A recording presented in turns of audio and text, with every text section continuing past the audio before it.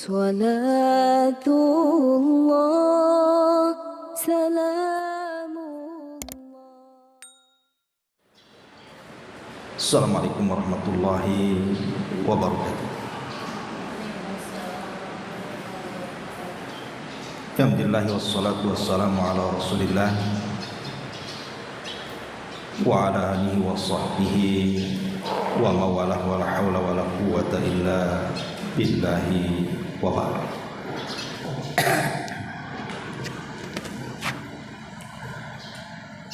Alhamdulillah, segala puja dan puji hanya milik Allah Subhanahu wa ta'ala. Salawat dan juga salam kita hadiahkan kepada Rasul kita, Nabi yang mulia salawatullah alaihi wasallamuhu, Muhammad ibn Abdullah. Dan kajian di pagi hari ini kita akan membahas seputar sholat, dan kita akan membahas 3 perkara dalam sholat. 3 perkara ini wajib diketahui. Kalau tidak, maka ibu tidak akan bisa untuk menyempurnakan sholat sesempurna mungkin. Mana yang harus ditempel dan mana yang harus disempurnakan. Ma'asyiral muslimat yang dimuliakan Allah Subhanahu wa ta'ala, bahkan yang lebih parah lagi, kalau seandainya tidak bisa membedakan 3 perkara ini, maka bisa sampai ke tingkat batal sholat, bahkan tidak berpahala. Apa saja 3 perkara itu? Pertama, bicara tentang rukun sholat. Yang kedua, bicara soal wajib-wajib sholat. Dan yang ketiga, bicara soal sunnah-sunnah sholat. Maka kita harus bisa membedakan mana yang rukun, mana yang wajib, dan mana yang sunnah.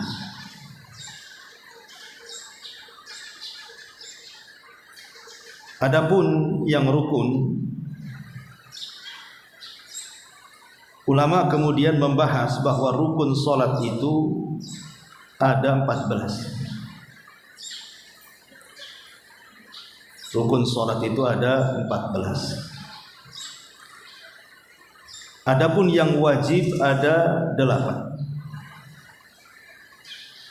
Adapun yang sunnah itu terbagi 2. Ada sunnah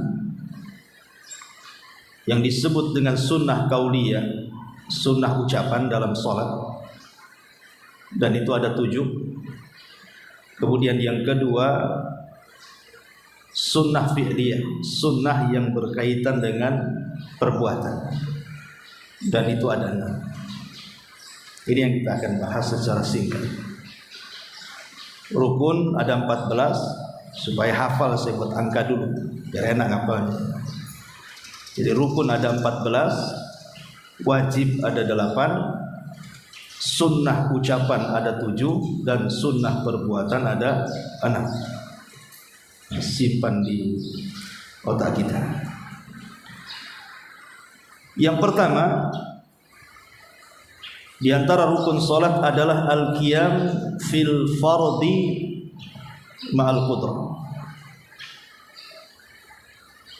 Berdiri dalam salat wajib dan dia sanggup melakukannya.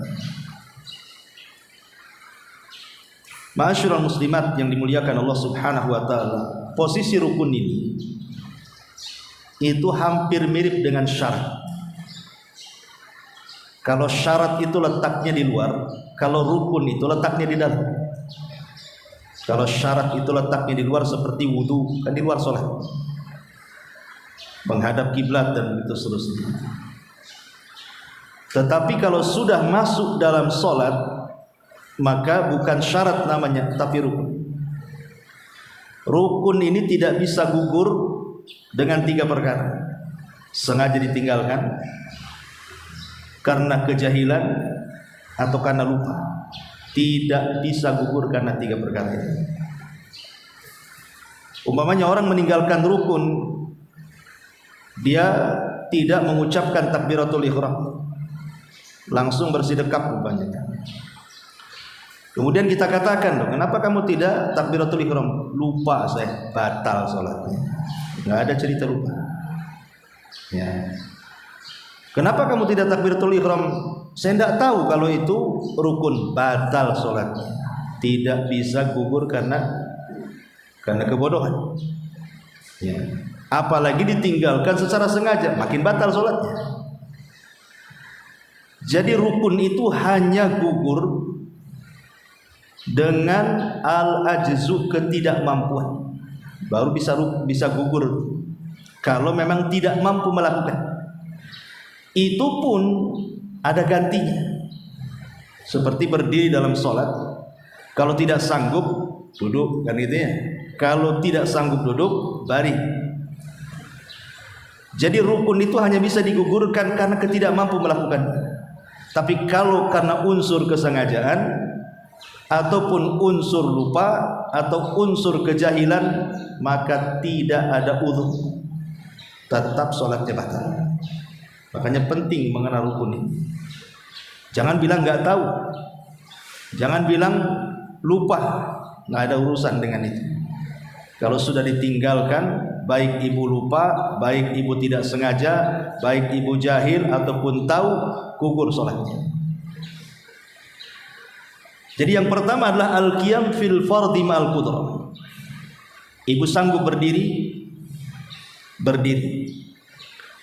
Tetapi yang dimaksud berdiri di sini adalah pada sholat wajib. Kalau sholat sunnah, berdiri itu sunnah. Jadi ibu kalau sholat sunnah, kok duduk sah sholat, karena berdiri bukan rukun dan juga bukan wajib, sunnah saja. Makanya Rasul pernah sholat sunnah dengan duduk. Tapi Nabi SAW melakukan seperti itu untuk menjadikan syariat bahwa perbedaan sholat sunnah dengan sholat wajib itu, kalau berdiri di sholat wajib masuk pada rukun, tapi kalau berdiri di sholat sunnah bukan rukun dan pahalanya beda. Kalau tidak berdiri dalam sholat wajib, batal sholatnya. Tapi kalau tidak berdiri dalam sholat sunnah, maka pahala sholat duduk separuh daripada pahala sholat berdiri. Sampai sini paham? Oke. Ma'asyiral muslimat yang dimuliakan Allah Azza wa Jalla, dalilnya tentu perbuatan Nabi SAW sendiri. Beliau tidak pernah sholat wajib itu dalam posisi duduk, kecuali dalam kondisi-kondisi tertentu. Tapi hukum asal daripada berdiri dalam sholat wajib itu rukun, tidak bisa ditinggalkan kecuali karena ketidakmampuan. Dan Allah mengatakan wa qumu lillahi qanitin, maka berdirilah kepada Allah dengan penuh ketaatan. Ma'asyiral muslimat yang dimuliakan Allah Azza wa Jalla, ini yang pertama. Karena ada kasus begini. Umpamanya ibu masbuk, sementara posisi imam itu sedang ruku. Posisi imam sedang ruku. Kemudian ibu langsung ikut ruku tanpa berdiri. Memang mengucapkan takbir, ya, tapi sambil ruku gitu. Itu tidak sah.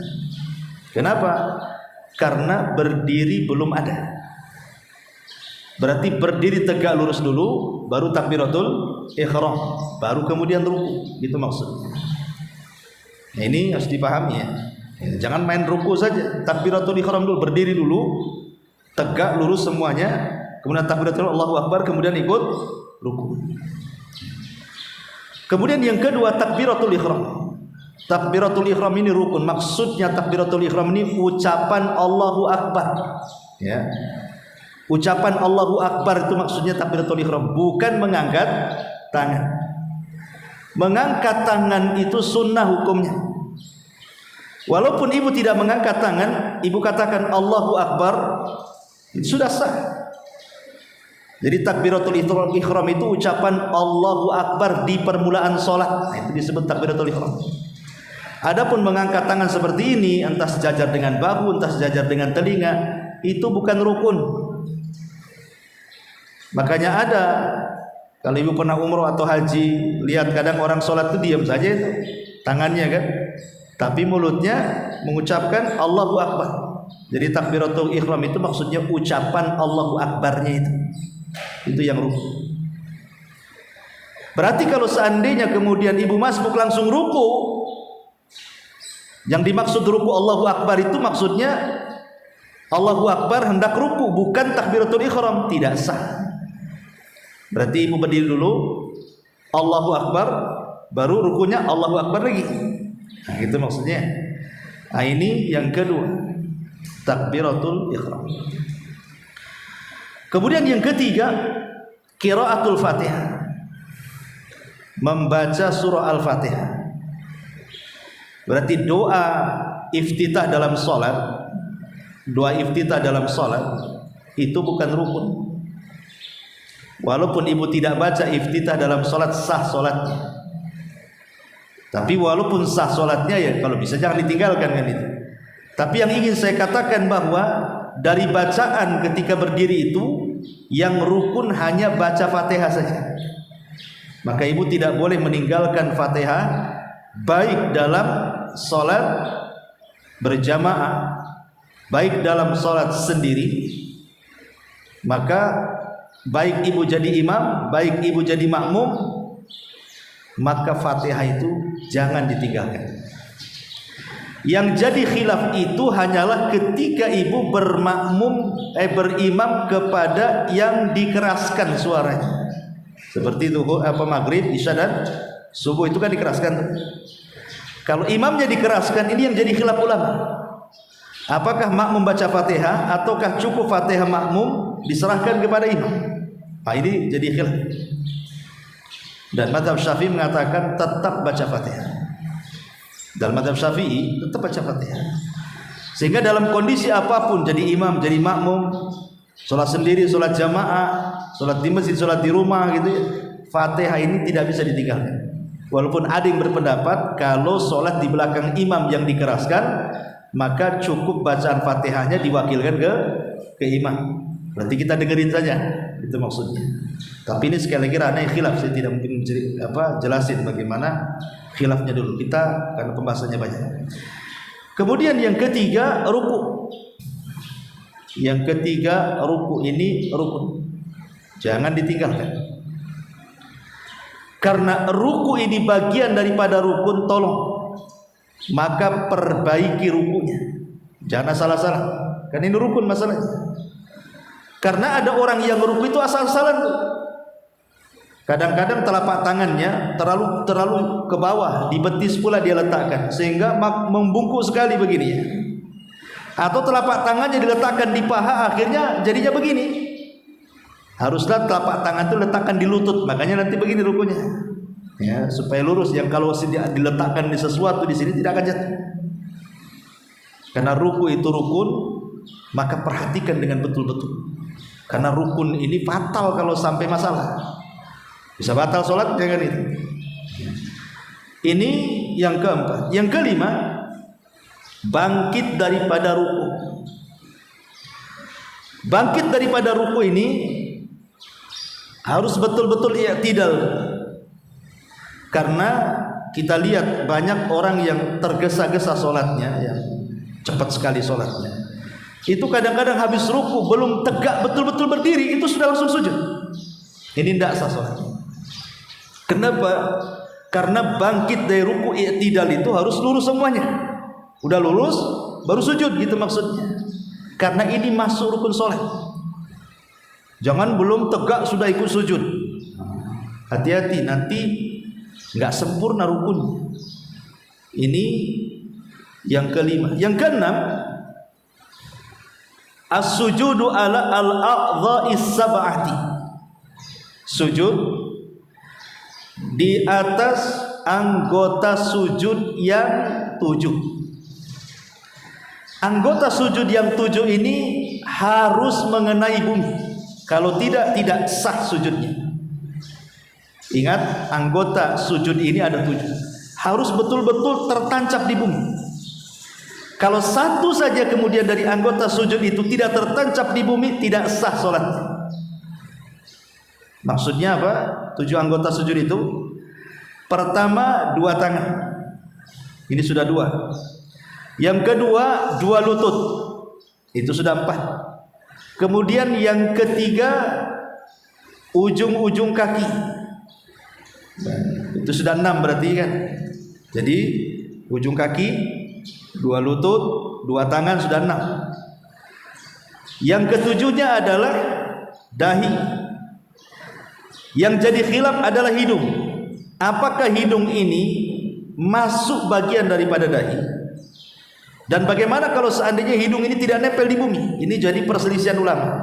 Ada yang mengatakan tidak sah solatnya karena hidung bagian daripada dahi. Ada yang mengatakan sah solatnya. Wallahu alam, saya cenderung kepada sah solatnya. Intinya adalah yang harus ke bumi itu dahi. Ini yang harus diperhatikan, dahi. Karena saya nggak pernah melihat hidungnya saja nempel, dahinya tak nempel. Gimana caranya itu? Mungkin mancung kali itu. Tapi yang penting itu dahinya saja. Dahi. Ya, kalau syukur-syukur hidungnya nancap kan lebih mantap lagi. Berarti keluar dari khilaf ulama. Ya, karena bagaimanapun hidung dengan dahi ini kalau bisa nempel di bumi. Tetapi di sini kata para ulama, bagaimana kalau seandainya ibu umpamanya sujud, sudah benar sujudnya. Telapak kaki sudah nempel di bumi, lutut sudah nempel di bumi, tangan sudah nempel di bumi, kemudian dahi dan hidung sudah nempel di bumi, dan ibu sudah membaca Subhana Rabbiyal A'la. Tiba-tiba mungkin ibu ini umpamanya ini kaki gatal lah di sini, akhirnya kaki satunya garuk, otomatis kan tidak tertancap lagi kan ke atas kan. Nah, atau entah ada masalah apa tiba-tiba naik saja kakinya. Sah nggak wudunya? Ulama mengatakan sah. Yang penting ketika ibu mengucapkan Subhana Rabbiyal A'la itu yang pertama, kan yang wajib 1 kali. Adapun Subhana Rabbiyal A'la yang kedua itu sunnah hukumnya. Yang ketiga sunnah. Yang wajib itu 1 kali. Ketika mengucapkan Subhana Rabbiyal A'la, itulah nancap semua. Selepas itu kalau seandainya kakinya ngangkang ke atas gitu ya kan, maka tidak memadaratkan sujud. Jadi yang harus diperhatikan itu, ketika membaca Subhana Rabbiyal A'la pertama kali, tancapkan semua anggota badan sujudnya. Bisa dipahami ya? Nah, ini yang ke-6. Kemudian yang ke-7, dan tentu sujud ini juga bagian yang paling penting dalam sholat. Sujud itu bagian yang paling penting dari semua gerakan sholat.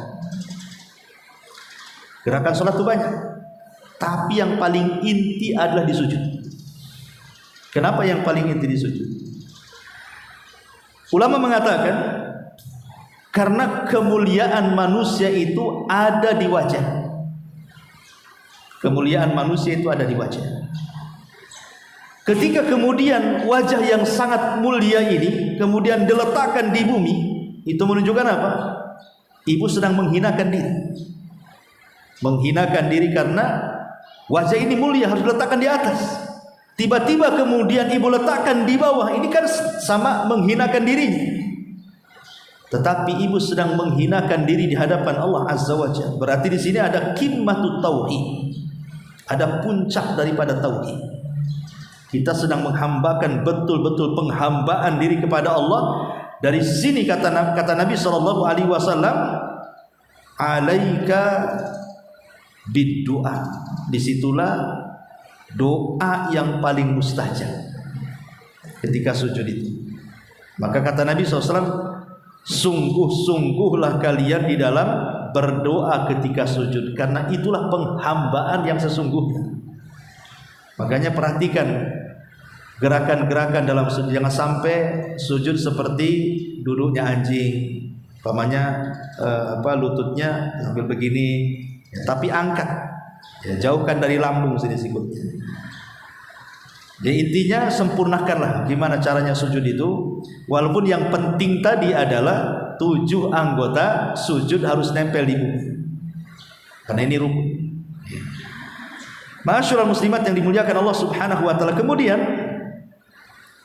yang nomor 7-nya ar-raf'u minas sujud. Bangkit daripada sujud. Bangkit daripada sujud itu rukun. Kemudian yang nomor 8 al-jilsatu baina sajdataini, duduk di antara 2 sujud. Itu harus tumaninah. Ada orang baru bangkit dari sujud udah sujud lagi, tergesa-gesa mau kemana? Ya, jadi harus betul-betul tumaninah, betul-betul habis sujud pertama kemudian bangkit, duduk, rileks dulu, kembalikan tulang-tulang persendiannya, kemudian baca Rabbighfirli kan itu ya. Kemudian baru sujud lagi. Kemudian yang nomor 9 at-tuma'ninatu fi jamil arkan. Tumakninah dalam semua rukun. Rukun-rukun yang disebutkan tadi harus tumakninah. Khusus di 14 tempat ini Bu, tolong jangan tergesa-gesa. Khusus di 14 tempat yang kita sebutkan ini, yang termasuk rukun sholat, ini harus ada tumakninah. Karena di zaman Nabi SAW ada orang disuruh sholat berkali-kali sama Nabi. Dia sudah sholat, tapi oleh Rasulullah sholat lagi. Kemudian sholat, kata Rasul sholat lagi, sampai 3 kali dia. Kemudian dia mengatakan, ya Rasulullah, aku tidak bisa yang lebih baik daripada ini. Kemudian Rasul SAW memberikan alasan kenapa Rasul menyuruh mengulang sampai 3 kali sholat. Karena orang ini ketika ruku dan sujud tidak tumakninah, makanya suruh diulang-ulang. Karena tumakninah itu rukun masalahnya. Makanya oleh Rasul, sholli fa innaka lam tusolli, salatlah karena engkau belum salat katanya. Karena Rasul melihat ketika ruku dan sujudnya asal-asalan. Maka tumakninah dalam salat itu adalah bagian daripada rukun salat. Dari sini ada faedah bahwa jangan tergesa-gesa dalam sholat. Dan tergesa-gesa dalam sholat itu ada di 3 gambaran. Ada 3 macam. Ya. Orang tergesa-gesa sehingga tidak tumakninah dalam sholat itu ada 3 gambar. Yang pertama, ada mutumakninati fi adai arkanis salati. Tidak ada tumakninah pada semua gerakan yang dikategorikan rukun. Ruku cepat-cepat, sujud cepat-cepat, berdiri cepat-cepat, belum i'tidal sudah sujud. Rukunya main ruku saja, enggak diperhatikan lurus enggaknya, itu terlalu tergesa-gesa. Maka yang seperti ini bahaya, bisa menjadikan sholatnya batal kalau dia tergesa-gesa dalam gerakan-gerakan rukun. Ya, bisa batal sholatnya. Ruku belum becus udah langsung bangkit. Kemudian sujud belum 7 anggota badannya belum ke bumi, ngangkang pula ke atas kakinya, batal sholatnya. Ini yang pertama. Yang kedua, tergesa-gesa dalam bacaan. Dolin, kapan ini kok langsung dolinnya saja yang bunyi? Ya, orang baca Fatihah pelan-pelan lah orang baca Fatihah itu. Oh, di satu nafas pula kan. Sampai saya lihat YouTube yang 7 menit salat rakaat Bu. Ya saya perhatiin tuh. Kok bisa dia baca Fatihah sekenceng itu? Pokoknya saya perhatiin itu kayak nggak beres baca Fatihahnya. Cemana coba dia? Kok tergesa-gesa baca Fatihah itu kemana gitu ya? Berarti orang ini memang sedang mentarget selesai rakaat sebenarnya, bukan cari pahala di situ. Jadi ini juga fatal juga. Jangan sampai kemudian tergesa-gesa dalam bacaan terutama Fatihah sehingga tidak jelas. Yang tidak tergesa-gesa baca Fatihah saja, tapi dia salah mengucapkan sampai merubah makna, itu bisa batal sholatnya. Contoh namanya ihdina jadi ahdina. Ahdinas siratal mustaqim. Ini masalah karena ihdina dengan ahdina itu beda makna. Kalau ihdina ya betul minta petunjuk. Kalau ahdina minta hadiah, beda tuh. Jadi dari sini tergesa-gesa pun mencakup dalam bacaan, tartil dalam bacaan itu, jangan tergesa-gesa. Ya, ini gambaran yang kedua. Jadi tergesa-gesa dalam bacaan. Kemudian juga gambaran yang ketiga, tergesa-gesa ketika sholat jamaah. Imam belum ruku, ibu pula sudah ruku. Imam belum i'tidal, ibu pula sudah i'tidal. Ini yang jadi imam, ibu atau imam sih sebenarnya? Ya. Ini balap-balapan dengan imam. Nah, ini kan masalah. Ya, jadi 3 perkara ini diperhatikan. Jangan tergesa-gesa dalam setiap gerakan yang merupakan rukun sholat. 1. Yang kedua, jangan tergesa-gesa dengan bacaan yang merupakan rukun sholat. Dan yang ketiga, jangan balap-balapan dengan imam. Nah, ini bisa masalah sholatnya. Ini yang ke-9, tumaninah dalam sholat. Kemudian yang ke-10, at-tasyahudul akhir. Tasyahud akhir. Kalau tasyahud awal itu bukan rukun tapi wajib. Kalau tasyahud akhir ini rukun. Kalau ditinggalkan batal sholatnya. Tapi kalau tasyahud awal ditinggalkan, dan ditinggalkannya bukan karena sengaja, tapi karena lupa, maka tidak batal sholatnya, tapi ibu ganti dengan sujud sahwi. Kan ibu selalu kadang-kadang kan, tadi belum tasyahud awal sudah bangkit aja, mungkin ibu mikirin utang, jadi lupa gitu ya. Aduh, apalagi debt collector ada pula di depan itu kan, makin lupa lagi kan. Pas sudah rakaat terakhir mau tasyahud akhir, loh saya tadi belum tasyahud awal. Tidak masalah, lanjutkan saja tasyahud akhirnya, kemudian lakukan sujud sahwi sebelum salam, selesai. Karena meninggalkan wajib itu tidak membatalkan sholat kecuali dengan sengaja. Kalau lupa tidak. Walaupun sekali lagi ada khilaf antara mazhab Hambali dengan jumhurul ulama. Kalau jumhur ulama tidak ada yang namanya wajib sholat, yang ada rukun dan sunnah, gitu ya. Tapi kalau dalam mazhab Hambali yang sekarang kita kaji ini, ada rukun, ada wajib, ada sunnah. Kalau jumhur ulama tidak. Jumhur ulama itu cuma yang satu rukun, yang lainnya semua sunnah. Kecuali orang yang meninggalkan tasyahud awal, maka dia sujud sahwi ini sepakat semuanya. Kenapa? Karena ada perbuatan Nabi. Adapun kewajiban-kewajiban sholat yang lainnya kalau ditinggalkan, tidak ada riwayat Rasul sujud sahwi. Jadi sujud sahwi itu hanya ketika meninggalkan kewajiban yang namanya tasyahud awal saja. Baik, ya. Kemudian yang ke-11, al-julus litasyahudil akhir. Duduk ketika tasyahud akhir. Karena duduk ini bagian daripada rukun, maka perbaiki duduknya. Harus betul-betul duduk gitu ya. Jangan salah-salah duduk. Kemudian yang nomor 12, as-salatu ala nabi. Bersolawat kepada Nabi. Kan dalam bacaan tasyahud akhir itu ada solawat Ibrahimiyah kan. Allahumma sholli ala Muhammad wa ala ali Muhammad kama shallaita ala Ibrahim wa ala ali Ibrahim innaka Hamidum Majid. Allahumma barik ala Muhammad wa ala ali Muhammad kama barakta ala Ibrahim wa ala ali Ibrahim innaka Hamidum Majid. Lah ini namanya sholawat Ibrahimiyah. Lah sholawat Ibrahimiyah di tasyahud akhir itu rukun. Karena bacaan tasyahud awal dengan tasyahud akhir beda. Ada yang membedakan. Ada yang mengatakan bahwa tasyahud awal itu bacaannya sampai di kalimat syahadat saja. Jadi dari at-tahiyat kemudian sampai di kalimat syahadat, asyhadu alla ilaha illallah wa asyhadu anna Muhammadar Rasulullah, kemudian bangkit. Ini tasyahud awalnya. Ada juga yang berpendapat dihabiskan sama bacaan tasyahud awal dengan tasyahud akhir. Tapi kan ada khilaf di sini. Ya. Tetapi kalau tasyahud akhir ini sepakat bahwa sholawat harus dibaca dan itu bagian daripada rukun. Kalau tasyahud awal itu kan bagi yang mengatakan bacaannya sampai kedua kalimat syahadat, berarti kan tidak sempat sholawat dia kan, langsung bangkit. Ya. Karena sholawat itu dibaca setelah syahadat.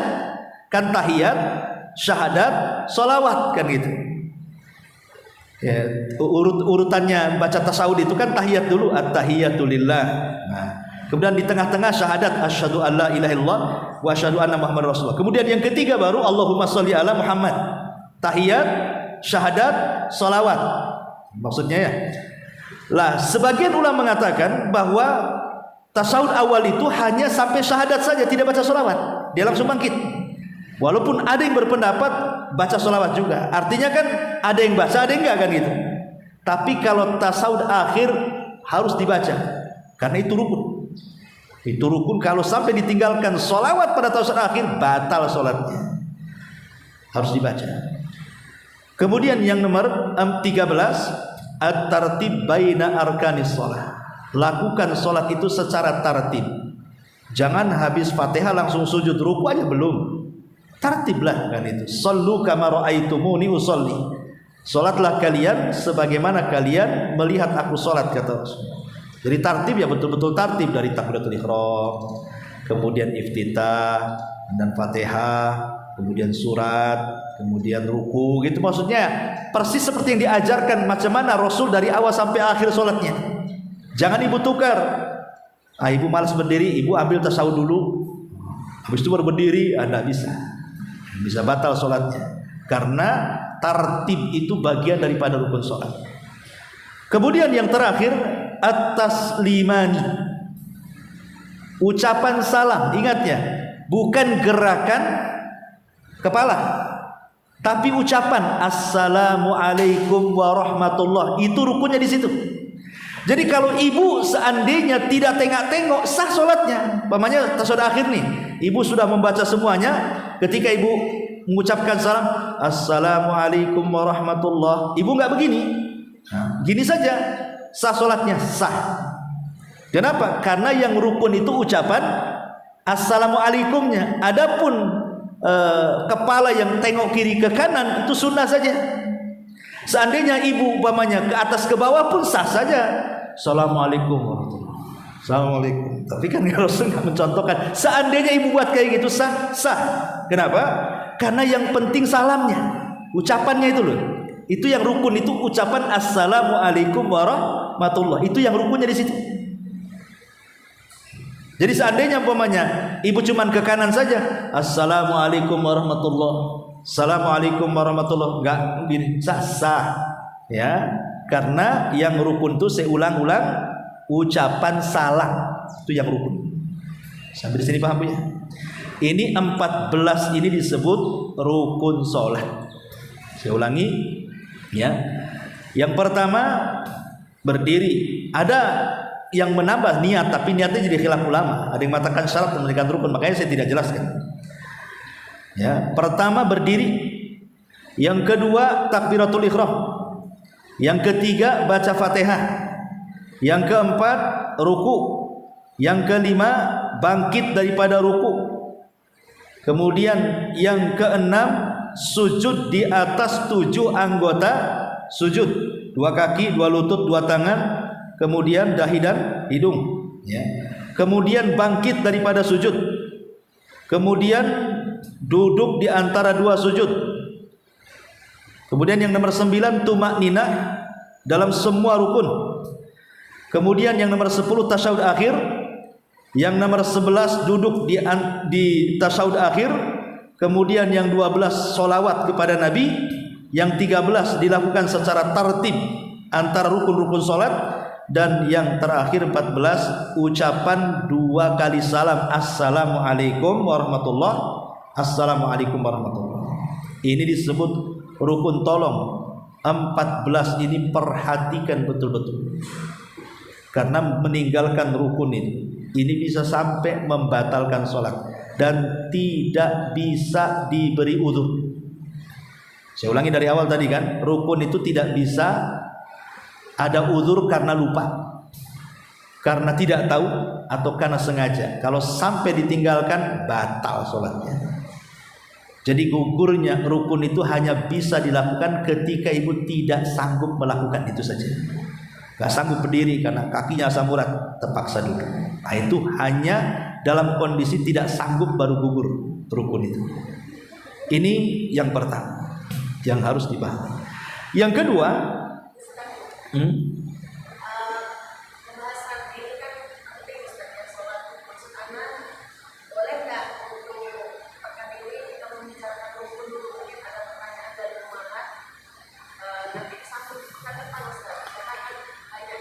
oh gitu, boleh. Tak, maksud saya itu kan saya kasih gambaran secara singkat dulu. Nanti kalau mau didalami ya kita dalami dulu. Hari ini saya mau kasih gambaran dulu secara singkat, inilah rukun, inilah wajib, inilah sunnah. Nanti pekan depan baru kita dalami. Ya, bisa gitu. Oke, lanjut. Nah, sekarang masuk wajib sholat. Wajib sholat ada berapa tadi? 8. Ya, ada yang mengatakan 9. Wajib sholat itu yang pertama, semua takbir selain takbiratul ihram. Ibu kalau bangkit kemudian merendah dalam sholat kan mesti ada takbirnya tuh. Mau ruku ada takbirnya, bangkit dari ruku ada takbirnya, turun ke sujud ada takbirnya, bangkit dari sujud ada takbirnya. Lah takbir itu, maksud takbir di sini ucapan Allahu Akbar ya, bukan cerita gerakan ya. Maksud takbir di sini ucapan Allahu Akbar, Allahu Akbar, Allahu Akbar, itu maksudnya takbir di sini. Jadi semua takbir dalam sholat selain takbir yang pertama. Kalau takbir pertama disebut takbiratul ihram, itu masuk pada rukun, tadi sudah saya jelaskan ya.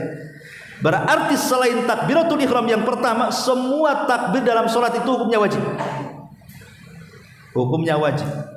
Bukan ngangkat tangan, sekali lagi ya. Bukan ngangkat tangan itu sunnah hukumnya. Ucapan Allahu Akbar, Allahu Akbar, Allahu Akbar.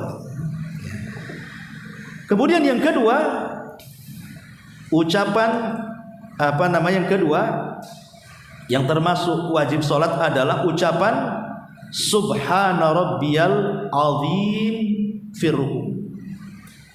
Kalau rukunya rukun, tapi kalau bacaannya wajib ya.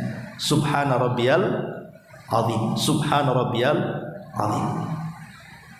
Menurut Hanabilah mazhab Ahmad, kalau sampai ditinggalkan secara sengaja batal sholatnya.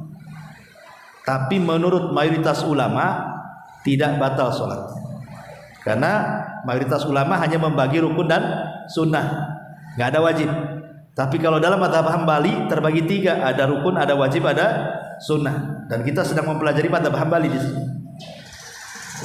Jadi ucapan Subhana rabbiyal azim itu wajib, jangan sampai ditinggalkan. Kemudian yang ketiga, ucapan Sami Allahu liman hamidah, baik makmum ataupun imam. Ini baik imam atau ibu dalam posisi sholat sendiri. Sami Allahu liman hamidah, ini wajib. Kemudian yang keempat, ucapan Rabbana walakal hamd, Rabbana walakal hamd, baik imam ataupun makmum. Kemudian yang nomor 5, Subhana rabbiyal a'la dalam sujud. Kemudian yang nomor 6, ucapan Rabbighfirli di antara 2 sujud. Kemudian yang ke-7 tasyahud awal, dan yang ke-8 duduk dalam tasyahud awal. Ini 8 perkara yang disebut wajib-wajib sholat. Semua takbir kecuali takbiratul ihram, ucapan Subhana rabbiyal azim dalam ruku, ucapan Sami Allahu liman hamidah bangkit daripada ruku, ucapan Rabbana walakal hamd ketika i'tidal, kemudian ucapan Subhana rabbiyal a'la ketika sujud, kemudian ucapan Rabbighfirli duduk di antara 2 sujud, kemudian tasyahud awal dan duduknya di tasyahud awal. Itu semua adalah wajibatus sholat, kewajiban sholat. Ma'asyiral muslimat yang dimuliakan Allah Azza wa Jalla, tadi saya sudah singgung 8 perkara ini yang kalau seandainya ditinggalkan secara lupa, maka yang mendatangkan sujud sahwi itu hanya di tasyahud. Ya, jadi kalau ibu lupa tidak tasyahud awal langsung bangkit, di sini mendatangkan sujud sahwi. Tapi selain daripada tasyahud awal tidak perlu. Umpamanya ibu lupa membaca sami Allahu liman hamidah, ya, atau lupa membaca subhana rabbiyal azim, atau lupa membaca subhana rabbiyal a'la gitu ya, maka tidak ada sujud sahwi. Yang sujud sahwi itu kalau meninggalkan tasawuf saja. Nah, itu keterangan ulama seperti itu. Tapi walaupun ini penjelasannya panjang, saya ngeringkas saja biar secara global ibu tahu. Nah, gitu ya. Oh, kalau ditinggalkan ini sujud, kalau ini enggak, gitu maksudnya gitu ya. Ini yang kedua, kewajiban sholat.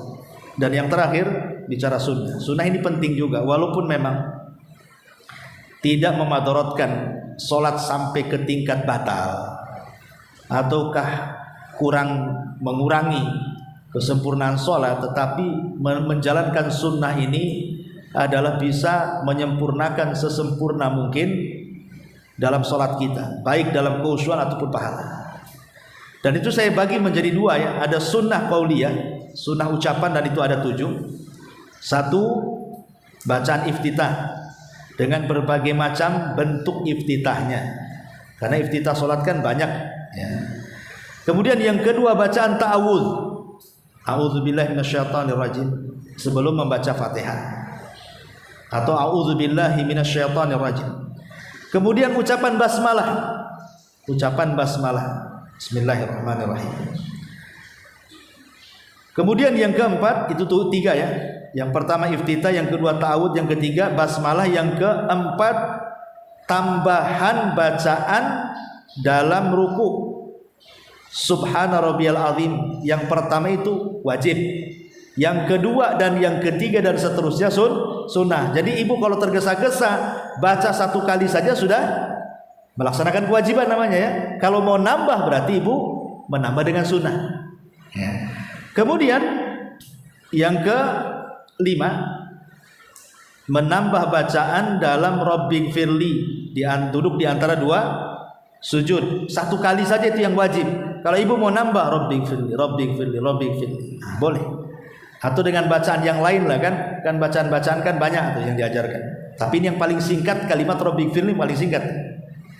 Yang 1 wajib, kalau nambah sunnah, nah, gitu ya. Kemudian juga yang ke-6, Rabbana walakal hamd. Setelah ruku, Rabbana walakal hamd dibaca setelah ibu sami Allahu liman hamidah. Dan di situ kita baca Rabbana walakal hamd. Kalau ibu mau menambah berkali-kali Rabbana walakal hamd, Rabbana walakal hamd, Rabbana walakal hamd, itu sunnah hukum. Ya. Kemudian juga yang nomor 7, mazada alal fatihati minal qiraah, bacaan surat setelah Fatihah. Kalau ibu baca Fatihah di rakaat pertama, kedua, ketiga enggak baca surat, sah salatnya, enggak apa-apa. Umpamanya ibu salat subuh tadi di rumah, ibu dah hafal surat Fatihah saja dua-duanya. Rakaat pertama Fatihah enggak ada surat, rakaat kedua Fatihah enggak ada surat, sah. Tapi ingat Bu, jangan ditukar. Ibu kalau meninggalkan Fatihah walaupun 1 Quran ibu baca enggak sah salatnya. Umpamanya ibu baca bab Al-Baqarah, Al-Imran, An-Nisa sampai qul a'udzu birabbin nas, tapi tak baca Fatihah, enggak sah salatnya. Tapi kalau ibu baca Fatihah, semua surat enggak dibaca, sah salatnya. Itulah bedanya ya. Fatihah ini menentukan tuh, karena dia rukun masalahnya. Kalau baca Quran itu sunnah-sunnah saja. Ini yang disebut dengan sunnah kauliyah namanya. Lah di sana ada sunnah fi'liyah, sunnah perbuatan, seperti mengangkat kedua tangan saat takbiratul ihram. Seandainya ibu diam saja, Allahu Akbar, sah, karena ibu sudah mendatangkan rukun ucapan Allahu Akbar. Ngangkat tangan itu sunnah, tapi rukun sunnah jangan ditinggalkan ya. Kemudian yang kedua, meletakkan kedua tangan di sini, wad'ul yadainil yumna 'alal yusra athna al-qiyam qabla ruku wa ba'da. Meletakkan tangan kanan di atas tangan kiri dalam posisi berdiri sebelum ruku atau setelahnya. Sebelum ruku atau setelahnya. Kemudian yang nomor 3, an-nadharu ila maudhi'i sujud. Ibu ketika berdiri sholat ke tempat sujud pandangannya, itu sunnah saja. Karena boleh juga kita memandang ke atas, ke lurus gitu ya. Allahu Akbar. Boleh. Atau Allahu Akbar ke bawah. Nengok tempat sujud. Menengok tempat sujud itu bukan rukun, bukan wajib, itu sunnah saja. Seandainya ibu menatap ke depan begitu tidak ada masalah. Bahkan Abu Hanifah kalau tidak salah justru ditatapkan ke depan, bukan ke tempat sujud. Alasannya apa? Fa aina ma tuwallu fa thamma wajhullah. Kemanapun ku arahkan di situ ada wajah Allah. Nah, tetapi pendapat yang kuat tetap dalam posisi berdiri sebaiknya arahkan pandangan ke sujud. Tapi ini hukumnya sunnah saja. Makanya ketika seseorang kemudian sholat, ya, kemudian seseorang itu sekali-kali nengok, sah sholatnya, cuman khusyuknya dicuri setan. Makanya kenapa Rasul mengatakan yang seperti itu ikhtilasu syaitan, kehusuannya sedang dicuri setan. Lagi sholat nengok ke atas, sah-sah ya, cuman khusyuknya sedang dicuri gitu ya sama setan. Karena menengok ke tempat sujud itu bukan rukun, bukan wajib, sunnah saja. Nah ini yang harus dipahami ya. Kemudian yang nomor 4, muba'adatul yadaini anil batni wal jambi asnai sujud. Ibu ketika sujud menjauhkan sikut dari lambung. Ini kan lambung nih, disikut kan, dijauhkan. Nah, kan dijauhkan ya. Ini sunnah, menjauhkan sikut ini ke lambung ini sunnah. Seandainya ibu sujudnya begini kayak duduknya anjing, sah-sah saja. Yang penting 7 anggota sujud itu jangan sampai tidak nancap di bumi, gitu ya. Karena itu yang penting rukunnya itu. 2 telapak kaki, 2 lutut, 2 tangan, dahi dan hidung nancap. Kalau seandainya nggak diangkat ini begini, sah-sah. Karena itu bukan rukun. Yang rukun itu telapak tangannya ini nempel di bumi. Nah, kecuali kalau gini, ininya di sini, telapak tangannya gini pula. Ya enggak sah kan, itu berarti telapak tangannya nggak sampai di bumi gitu ya. Nah, itu namanya, tapi Rasul melarang. Tidak boleh sujud seperti duduknya anjing ya. Walaupun sah, tapi Rasul melarang, tidak boleh menyerupai binatang ketika sholat. Kemudian termasuk juga al-iftirash. Ketika ibu umpamanya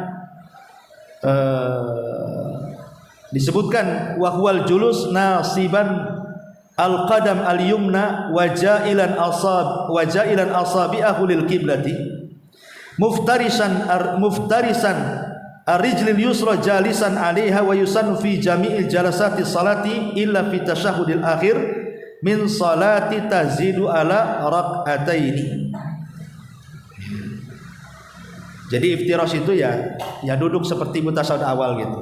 Seandainya di tasawuf awal Bu, kan ada yang melabuhkan pantat, ada yang kemudian pantatnya ditaruh di atas tumit, kan itu ya. Ini seandainya ibu melabuhkan ke bumi pun nggak ada masalah sholatnya. Ya. Ataupun meletakkan di atas tumit ini karena hukumnya sunnah saja gitu maksudnya ya. Nah, ini juga bagian daripada sunnah-sunnah fi'liyah yang disebutkan. Termasuk juga tawarruk juga sama. Tawarruk iftirash itu antara melabuhkan dan meletakkan di atas tumit itu namanya diistilahkan dengan iftirash dan at-tawarruk. Inilah 6 perkara yang termasuk sunnah fi'liyah. Kalau ibu perhatikan rukun, wajib, sunnah, insyaallah Bu, sempurna sholat kita. Ya, apalagi ibu paham, oh ini saya di posisi rukun nih, jangan main-main. Ya, harus betul-betul. Ketika ruku, ketika sujud, oh ini saya di posisi wajib. Nah, ini saya di posisi sunnah. Sehingga bisa mana yang membatalkan, mana yang ditempel, mana yang tidak harus ditempel. Nah, itulah diantara 3 perkara yang wajib diketahui seorang yang hendak sholat. Ini secara global saja. Nanti ke depannya insya Allah kita rincilah satu-satu. Ya. Wallahu a'lam.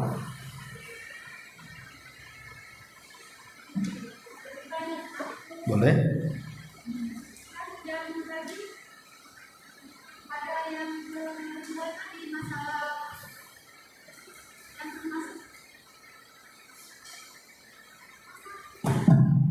Yang termasuk wajib di dalam sholat tadi kan ada 8 ya Ustaz. Ya. Terus jabatan tadi kita mengadakan sujud sahwi hanya ketika kita ketinggalan pada tasawuf awal.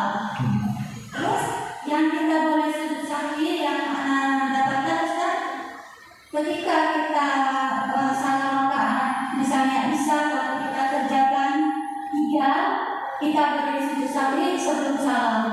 Terus seandainya kita sholat maghrib 3 rakaat, tetapi kita terluput, kita kerjakan 4 rakaat, itu kita kerjakan setelah salam. Itu termasuk apa Ustaz? Iya, konteksnya beda Kita kan sekarang bicara kewajiban sholat. Mana yang wajib sholat kalau ditinggalkan lupa sujud, mana yang wajib sholat kalau ditinggalkan tidak sujud. Adapun yang tanyakan itu bicara masalah orang yang ragu-ragu dalam sholat. Beda pembahasannya. Jadi orang yang menambah dalam sholat ataupun mengurang dalam sholat, ataupun ragu-ragu dalam sholat menambah atau mengurang, itulah baru bab sujud sahwi. Ini kan kita memfokuskan masalah apa saja kewajiban sholat. Bagaimana kalau seandainya ditinggalkan secara sengaja? Mazhab Hambali batal sholatnya, mazhab Jumhur tidak batal sholatnya. Itu maksudnya. Tetapi kapan ditinggalkan sujud sahwi, kapan tidak? Sepakat baik Hambali ataupun Jumhur, sujud sahwi itu hanya dilakukan kalau meninggalkan kewajiban berupa meninggalkan tasyahud awal saja. Nah, tapi kalau nanti kita cerita sujud sahwi, lain lagi pembahasannya. Ini bicara ibu lupa nambah, ibu lupa ngurang, ibu lupa ragu-ragu. Ya, ngurang atau nambah. Disitulah baru pembahasannya. Oke. Siap ya. Tadi Ustaz katakan apa masalah jatah ya Ustaz? Itu yang termasuk sunnah fi'liyah tadi, itu termasuk ketika kita menghadap bacaan ketika sholat, kita tidak harus lihat tempat sujud ya Ustaz. Ya, kita boleh lihat istilah lurus atau ke kanan. Terus ketika kita tasyahud membacakan tasyahud akhir, itu mata kita itu kan anak-anak baca lihat ketelunjuk, sunnah saja, sunnah. Termasuk ketika kita ruku, ya kan Ustaz? Sunnah juga ya Ustaz. Pokoknya selain yang rukun dan wajib, selebihnya sunnah. Ini kan jelas nih, rukun 14, yang wajib 8. Selain ini semua sunnah. Ya. Selesai. Sambungannya Ustaz. Ya. Nah, ketika kita ingin mendapatkan sholat yang lebih afdal, lebih yang terbaik, berarti kita harus mengerjakan sesuai sebagaimana yang Rasulullah ya Ustaz, intinya ya. Ya, makanya saya katakan tadi, walaupun ini sunnah-sunnah, jangan sampai ditinggalkan. Karena di antara rukun sholat itu kan tartib. Dari mana kita tahu tartibnya? Ya tadi meletakkan rukun di mana, wajib di mana, sunnah di mana, dan itu melihat bagaimana Rasulullah SAW sholat. Baru kita tahu di mana letak-letaknya kan. Rasul mengatakan shollu kama ra'aitumuni usolli. Sholatlah kalian sebagaimana melihat aku sholat. Dari mana memulainya Rasul sholat dan bagaimana Rasul mengakhiri sholat. Tetapi maksudnya tartib di sini, tartib ketika dari gerakan rukun ke rukun berikutnya. Jangan kemudian berdiri rukun, kemudian juga ruku rukun, tapi ini main berdiri langsung ke sujud, berarti nggak tartib, rukunya belum, gitu ya. Nah, tetapi walaupun demikian tetap kita ini selaku muslim jangan terfokus kepada pembagian ini wajib, ini rukun, ini sunnah, jangan. Karena kalau kita kemudian terfokus kepada pembagian terangsang meninggalkan sunnah, ini kan sunnah saja, nggak masalah, nggak boleh kayak gitu. Nanti kalau kemudian cara berpikirnya seperti itu, berapa sunnah yang ditinggalkan nanti? Padahal sunnah-sunnah inilah yang kemudian menambah pahala kita dalam sholat. Makanya ada orang sholat itu dapat 1/10-nya pahalanya, 1/20-nya, 1/30-nya, kan begitulah hadis itu. Ada yang sama sekali tidak dapat tuh sholat. Bahkan ada hadis yang mengatakan 40 tahun sholat tapi tidak pernah diangkat ke langit pahalanya. Ketika ditanya, kok bisa wahai Rasul? Ya, karena dia tidak pernah tumak nina ketika ruku dan sujudnya. Asal-asalan aja. Nah, makanya dengan mengenal mana rukun, mana wajib itu supaya jangan asal-asalan. Sayang di antara ibu mungkin usianya sudah 50, 60, kok nggak diterima sholatnya, kan rugi. Ya, jadi makanya harus ada pencerahan seperti ini supaya jangan main-main dalam sholat. Wallahu a'lam.